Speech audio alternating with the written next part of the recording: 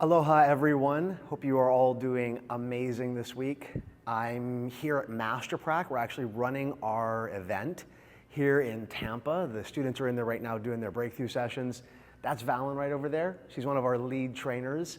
Hopefully we'll get her on a YouTube Live at some point in the future because she's out there leading practitioner trainings and helping to just spread these teachings. Today I'm talking about owning and actually celebrating your not so great moments, your crappy moments. And I want to start off before I get into the content by thank you for being patient with us last week.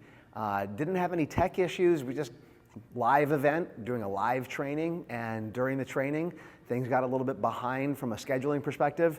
I was on stage when I should have been doing the YouTube Live, and so that's my commitment. My commitment's to the live trainings and then absolutely following through and doing these.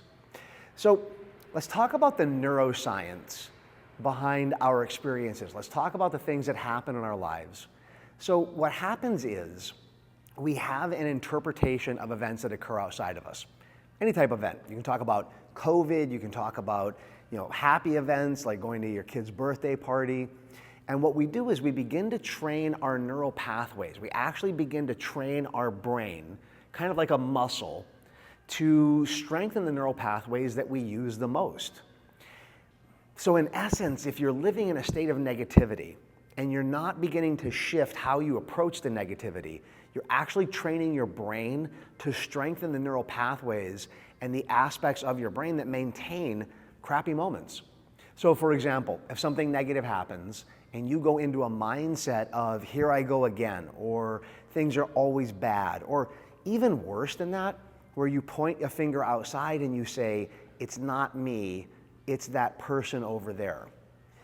The issue with that is that you avoid and unfortunately don't have an incredible moment or an opportunity to shift what is occurring in front of you and really take ownership of it and figure out what do I need to do inside. So purely from a perception standpoint. So you can look at it from a psychological perspective, you can look at it from a neural pathway perspective. From a psychological perspective, if you experience something in your life, that means you're meant to be dealing with it. According to the book Flow by Mihaly Csikszentmihalyi, 2 million bits of information are bombarding our nervous system every second. And we only pick up 126. We only get 126. So what 126 do we get? An easy way to describe it, coming from Jungian psychology, is that we get the 126 that we need to deal with whatever is going on in here. All right, now look, I'm in Tampa right now. I'm in Tampa and it's warm here, it's humid. That's not what I'm talking about. I'm not talking about the simple things or these paintings behind me, whether I like them or don't like them. I'm not talking about that. I'm talking about when you encounter someone that lights up baggage within you and gets you into a negative state. What most people do then is they point outside and they say, that's not me, I would never do that, or they have some kind of label where they avoid realizing that if you are getting triggered by it, there must be something inside of you. It takes courage to do this work. Here's an example. My son, Ethan, he's 23 now. So 20 years ago, give or take a little bit of time there, he had what I remember to be one of his first major temper tantrums. Completely lost it over something so ridiculous. He wanted to go outdoors. He's like, I want to go outside, Dad. And it just escalated. I didn't lose my shit. I didn't yell back at him. I didn't scream. I didn't cry. I just sat there and went, you're going to get through this, buddy. Everything's going to be okay. There are people that if they experience the same thing that you're experiencing, they don't get triggered by it. Let's use multiple clients of mine. I have multiple clients for whom their mom or their dad, one of their parental figures, triggers them. They go into a negative state. They start talking about negative things. And rather than just sitting there going, it's all good, Mom, vent, let it out, they lose their mind.